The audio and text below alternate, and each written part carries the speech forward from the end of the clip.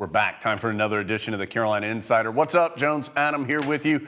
And time to get caught up on what was a busy weekend around Carolina athletics. Nowhere else to start, Adam, than football. Carolina beats Florida A&M in Kenan Stadium, 56-24, the final score. And a lot of individuals that stood out, but maybe none more so than Drake May. What a performance in his first start as the Tar Heel quarterback. 29 of 37, 294 yards, 5 touchdowns. Also ran the ball well. Adam, really impressive by the freshman quarterback. Just everything you would want in a debut from a freshman quarterback. The first to throw 5 touchdowns in a season opener. The first to do that in his debut. And just a very calm, measured performance in which he looked under control all the time, used all his weapons, threw the ball to 10 different receivers. And as you can imagine, Drake May, pleased, but in true May fashion, says he's got some things to work on. I think that's kind of the way the game worked out. Coach, draw up some plays to get our guys the ball, and just they happened to be open. The rain there, the rain was getting the balls a little wet, but some of them I could have gunned in a little more, but I got some things to work on and just trying to build off of it.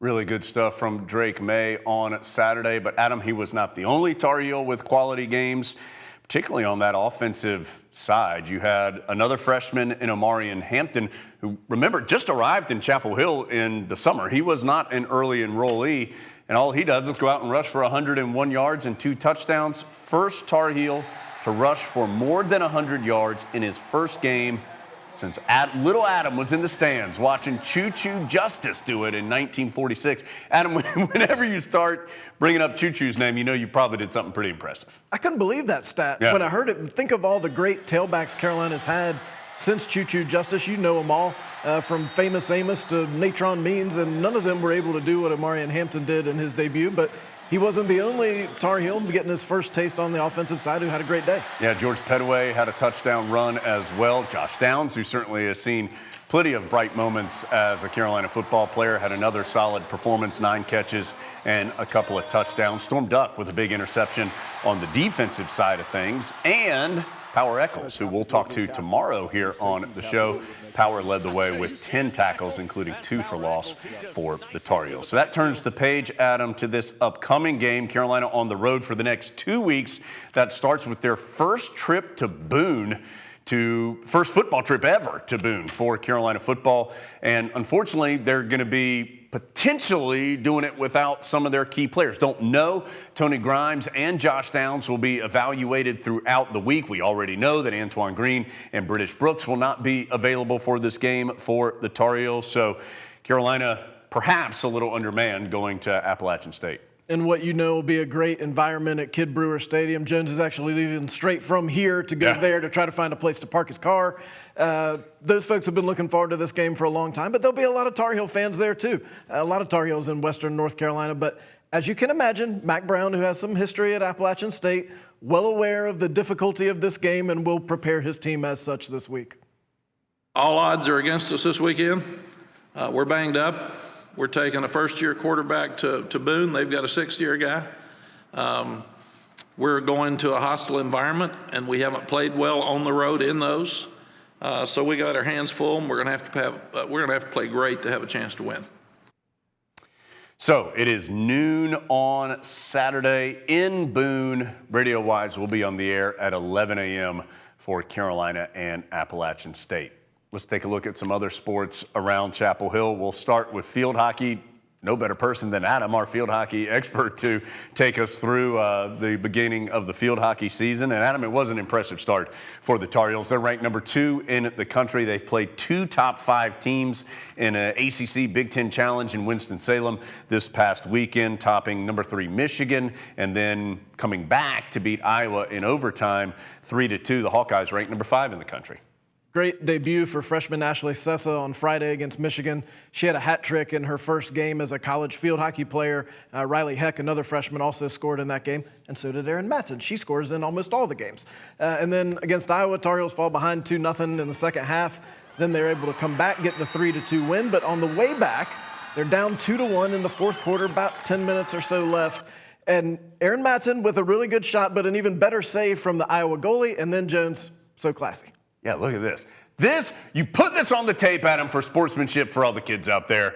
Aaron Matson congratulating the Iowa keeper, but in the end, Aaron Matson always seems to get the best of it as she gets the game winner in overtime. Actually, to start this play, another nice save by the Iowa goalie, but then Matson there to clean it up for the game winner. She met with the TV folks after. Oh, actually, then she's going to just be classy one more time and go tell the Iowa keeper that she had a nice game. Then Aaron Matson met with the TV folks after this one to talk about the win. Grace played a hell of a game. It was really annoying. She did a great job. She's a great goalie. They always give us a run for our money, so we knew it was going to be a good game heading into it, but yeah, Grace stepped up. Overall for us, it was just about belief, staying in it. Things weren't going our way today. We knew that. We just had to keep knocking at the door, plugging away. Tar Heels will be at home for the first time this year, coming up this weekend, hosting Princeton on Friday, then Penn on Sunday. Women's soccer, number 1 in the country. They have started very well. They were 2-0 at home last weekend. Head to Texas, win 2 games in the Lone Star State this weekend. Defeated Texas 2-0. Then had 6 different players score in a 6-0 victory over Baylor. Adam, so far, 4 games, 4-0, 13-0 the total score in those 4 games for the Heels. Avery Patterson off to a great start, has 4 goals through 4 games. And of course, you saw Anson Dorrance last week say he thought this might be one of the deepest teams he's had at Carolina, if not the deepest. The stats say he might be right. Through 4 games, 9 different players have scored. And Carolina's got another busy week this week on the road at Missouri on Thursday and a 1 o'clock in the afternoon start. But then Jones back here on Sunday for a big one against UCLA. Yeah, another top 10 matchup. The Bruins currently ranked number 6. That will be at Dorrance Field Sunday. I believe it's noon for Carolina and UCLA. On the men's soccer side of things, Tar Heels had 2 victories at home this past weekend. Topped Air Force on Thursday 2-1. Then South Florida on Sunday evening 1-0. That win over USF was head coach Carlos Zambrano's 150th career victory. Congratulations to him. The guys back at home on Saturday when they are hosting Florida International. Volleyball, tough start for them. Headed out to Colorado, played 3 matches out there, 1-1. They are back home this weekend. They start against South Carolina on Friday, then Arizona on Saturday. So busy time of year. Carolina football, of course, underway, but a lot of sports competing as well. Again, a reminder of a couple things. First, football, noon on Saturday.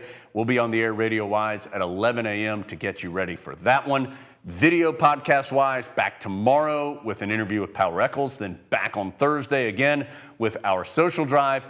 Audio podcast will be out today, and there's another one out on Friday as well. Adam's got to go take a nap. That's a lot of working for Adam. Thanks for being here. We'll see you next time on the Carolina Insider.